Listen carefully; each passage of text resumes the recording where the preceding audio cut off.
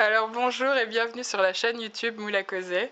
Cette fois-ci, je vais vous présenter une créatrice liégeoise, Marie Lovenberg. Alors bienvenue sur la chaîne, Marie. Salut. Est-ce que tu pourrais te présenter? Oui, donc je suis Marie Lovenberg, j'ai grandi près de Lurbuy et j'ai vite compris que la campagne ce n'était pas pour moi.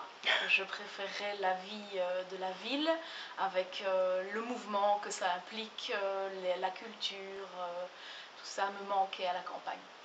Donc à 16 ans je suis venue à Liège et j'ai d'abord étudié l'art dramatique. Je pensais que je voulais devenir comédienne, puisqu'à 16 ans c'est pas trop ce qu'on veut faire. Oui.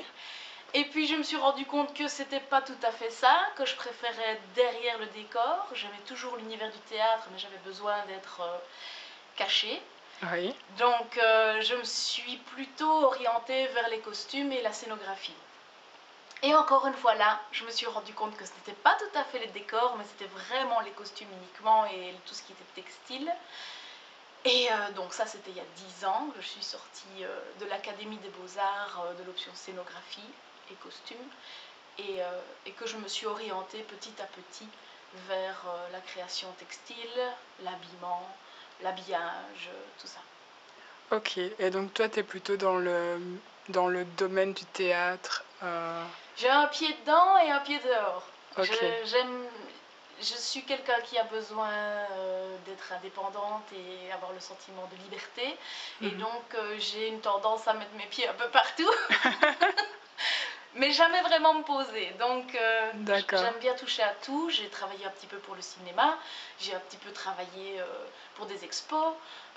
Voilà, c'est vraiment ça qui me plaît. La créatrice du groupe Slow Fashion Belgium, oui, avec Sandrine.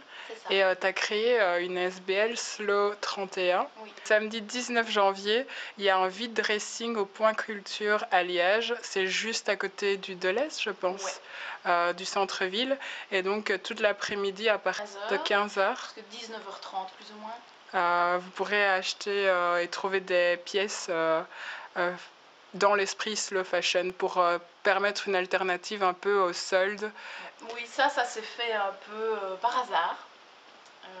Sandrine et moi, chacune de notre côté, on a commencé personnellement à acheter différemment, vraiment à titre personnel. Et sur Facebook, je voyais passer son fil d'actualité avec telle marque éthique et puis telle recherche sur la mode, la fast fashion, etc. Je me disais, ah, on est un peu les mêmes. Ouais. Donc on en a discuté et on s'est dit, ce qui est dingue, c'est qu'il y a pas mal de personnes qui ont envie de changer, mais qui ne savent pas comment s'y prendre. Et donc nous, on n'a pas la prétention d'amener quelque chose de nouveau, on a plutôt l'envie de proposer un outil et être un peu des personnes relais qui pourraient amener des infos ponctuelles aux personnes qui ont envie de changer, qui ne savent pas comment faire. Donc c'est plutôt leur mettre en tête et dans les mains des possibilités de changement. Et donc ça fonctionne comment sur la page du groupe? Alors, la page Slow Fashion Belgium, ça a commencé encore une fois un peu comme ça, à la liégeoise quoi. On va faire un groupe Facebook. Je sais, j'en fais partie, je le suis. Donc on était 10, puis 20, puis tout d'un coup on a été plus de 1000. Et voilà, du coup on a dû le renommer Slow Fashion Belgium parce c'était simplement Slow Fashion. Oui. C'était un peu prétentieux peut-être, mais c'était plutôt de la naïveté, se dire ouais c'est Slow Fashion. Ouais. Donc il y a pas mal de personnes qui sont venues s'abonner en amenant des choses d'Allemagne, d'Angleterre, etc.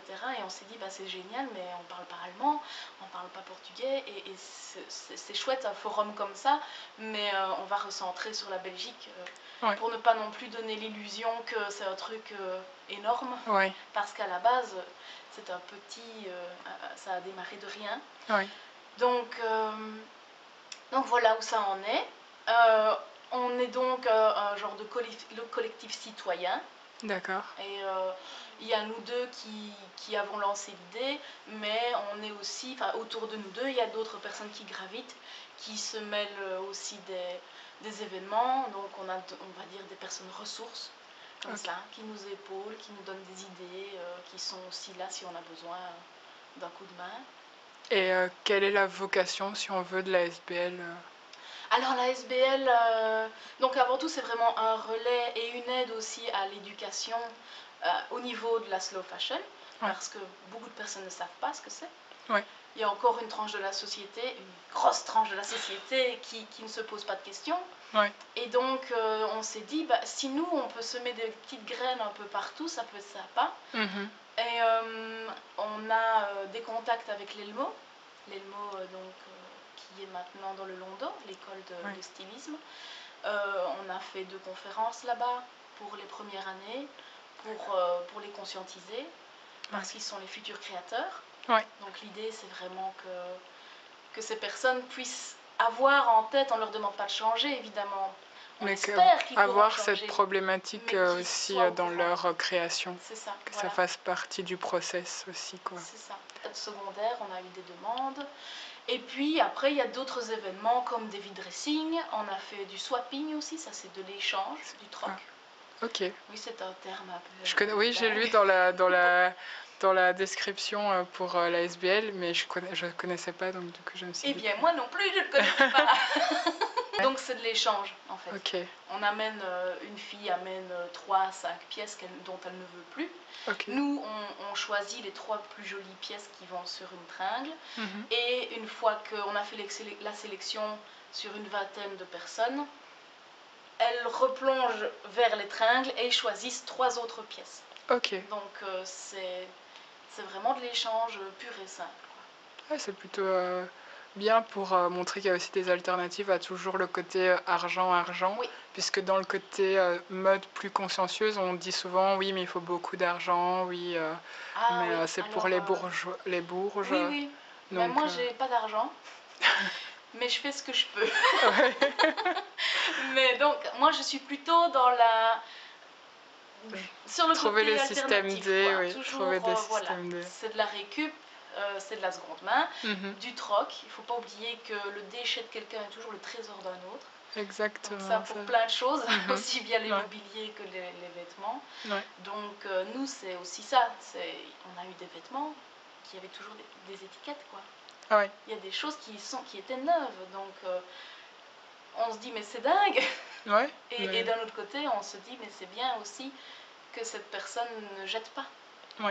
Parce que c'est ce qu'on a tendance à faire. J'espère que grâce à cette vidéo, j'aurai permis d'avoir quelques personnes qui bifurquent vers votre page et votre groupe, parce que c'est vraiment très intéressant et important de se conscientiser sur le vêtement, puisque c'est quelque chose qu'on porte constamment, c'est comme manger, on fait tous les jours, et l'air de rien, ça a une empreinte de dingue sur que ce soit humainement et environnementalement parlant, donc du coup c'est important de réellement en parler. Puis ce n'est pas simple aussi d'avoir des informations claires non plus. Toutes les marques ne communiquent pas là-dessus. D'ailleurs, généralement, quand elles ne communiquent pas là-dessus, c'est qu'elles ne veulent pas. Il vaut mieux pas, trop savoir. Voilà. Mais c'est vrai que c'est pas facile. Et puis, nous, on a des personnes qui nous ont dit, mais oui, mais alors quoi, je dois acheter bio ou je dois acheter vegan ou alors je dois acheter quoi? Qu'est-ce qui se cache derrière tous ces labels? Voilà. Alors, c'est vrai qu'il y a le bio, il y a le vegan, et puis il y a l'éthique, qui n'est pas forcément bio, qui n'est pas forcément vegan. Le vegan n'est pas nécessairement bio ni éthique. Donc, c'est clair que... Débroussailler tout ça. Voilà, pour la personne qui a l'habitude simplement d'aller au magasin, prendre un t-shirt et s'en aller, c'est beaucoup d'informations et c'est pas toujours simple. Et alors c'est pour ça que le groupe Facebook est chouette, c'est parce qu'il y a vraiment... il n'y a aucun jugement à aucun moment. S'il y en a il y en a une qui est déjà à fond dans la slow fashion et une autre qui ne sait pas trop ce que c'est, celle qui sait va aider celle qui ne sait pas. C'est vraiment la dernière question serait, c'est toi-même t'es créatrice, alors toi comment tu parviens à amener cette question éthique, humaine et environnementale dans ton travail? Alors ça va se jouer sur différents niveaux. Déjà, la personne qui vient me trouver, elle a une envie de consommer différemment. Elle va avoir envie de quelque chose qui lui va au corps et elle va mettre un autre budget qu'est-ce qu'elle va mettre en magasin. Donc déjà, il y a une autre démarche que le shopping. On ne vient pas chez moi pour faire du shopping parce qu'il n'y a rien à vendre. Donc il y a un autre processus qui s'installe. Et donc, à partir du moment où je fais des choses sur mesure, ça va au corps. Et donc, on s'en lasse généralement moins, on le porte mieux et on le porte plus longtemps. Aussi, moi, j'essaye de trouver des tissus qui sont... moi, je vais plutôt vers les matières organiques. Je ne vais pas nécessairement vers les labels bio, parce qu'on vient souvent me trouver pour de la cérémonie, et que dans le label bio, il y a peu de mousseline, il y a peu de tissus qui ont un aspect plus élégant. On est plutôt vers les cotons, les lins, et ce qui est super, mais c'est vrai que c'est moins ce que je vais utiliser. Par contre, je vais utiliser des matières naturelles. Si je prends du tulle, je vais essayer que ce soit du tulle de coton, du tulle de soie, et pas du tulle de nylon, quoi, de polyester. Moi, je vais faire ce choix-là. Aussi parce que je trouve que c'est beaucoup plus agréable de vivre dans un vêtement en coton ou en soie. Voilà. Au niveau de la transpiration, c'est très agréable. Oui, mais c'est bête, mais c'est vrai, ça fait une différence. Donc moi, je fais des vêtements que je veux, je souhaite qu'ils soient durables aussi. Donc je vais le construire de manière déjà beaucoup plus solide. Je vais choisir des matières qui vont durer dans le temps.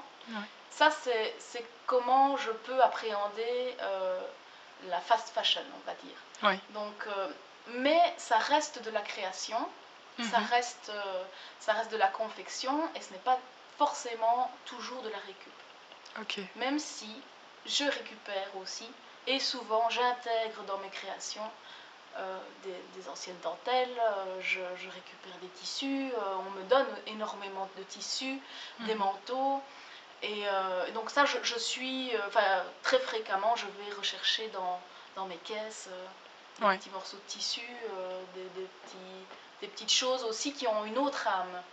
Moi, je vais aller aussi vers je fais souvent des robes de mariée, et donc on intègre de la dentelle dans la robe de mariée souvent. Et les dentelles de maintenant sont pas super. En tout cas, celles qu'on trouve en magasin, elles se ressemblent toutes. Ou alors, il faut aller vers le très haut de gamme. Et elles n'ont pas toujours le budget, les mariées. Donc, moi, ma solution, c'est plutôt... trouver des anciennes dentelles, parce que je suis une chineuse. J'aime beaucoup, voilà, je suis un peu collectionneuse, et donc j'ai des caisses de dentelles, des caisses de crochets, plein de choses. Voilà. Eh ben, merci beaucoup, Marie, pour d'avoir répondu à mes questions. Et j'espère que vous avez apprécié cette interview, et je mettrai toutes les infos en barre de description, et vous pouvez aussi retrouver tout le reste de l'interview sur le blog www.moulacauser.com, et je vous dis à la prochaine.